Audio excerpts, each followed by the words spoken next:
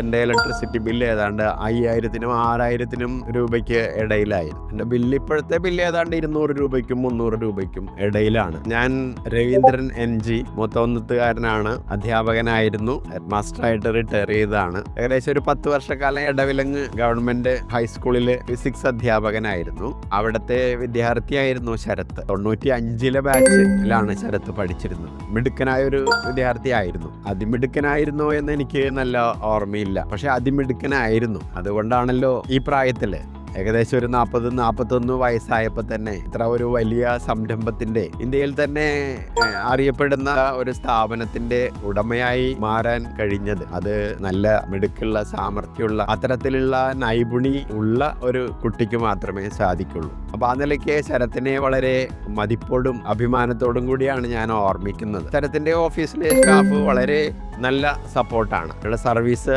മികച്ചതാണ്. വളരെ അഭിമാനത്തോടും സന്തോഷത്തോടും കൂടി തന്നെ പറയട്ടെ. എന്തായാലും ഒരു മികച്ച സംരംഭമാണ് ഈ തേജസ് സോളാർ. അവിടുത്തെ പ്രസാദ് സാറ്, അതുപോലെ തന്നെ നേഹ, അനുജയൊക്കെ എൻ്റെ മനസ്സിൽ ഇപ്പോഴും ഉണ്ട്. Tejas solar tech all Kerala service.